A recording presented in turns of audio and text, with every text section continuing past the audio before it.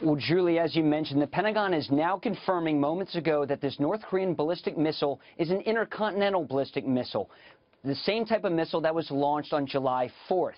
Now, officials say the missile was launched from an arms factory near North Korea's border with China. Now, Japanese officials say the missile flew for 45 minutes, which would be the longest ballistic missile test to date for North Korea. It landed about 600 miles away in the Sea of Japan. The Pentagon says North Korea launched the missile at about 10:45 a.m. Eastern Time, a rare nighttime launch for the rogue communist regime. North Korea's time zone is 12.5 hours ahead of the United States.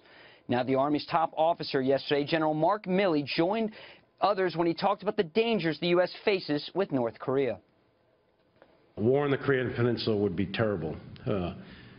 However, a nuclear weapon detonating in Los Angeles would be terrible. We are at a point in time where choices will have to be made one way or the other. None of these choices are particularly palatable.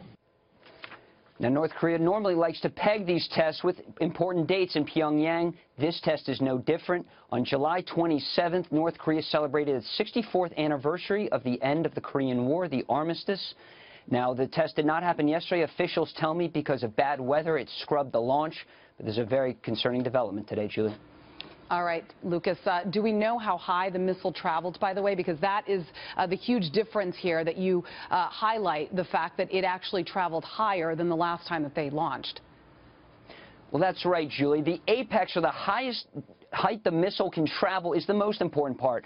Officials here at Pentagon are saying the missile traveled about 600 miles east of North Korea, landing in the Sea of Japan. But what's most important, as you mentioned, is the height. This missile traveled into space just like the last missile launched on July 4th, which traveled 1,700 miles into space, or 7 times higher than the orbit of the International Space Station.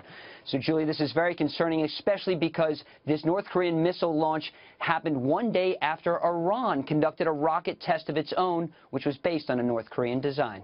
Julie? Lucas Tomlinson, thank you very, very much.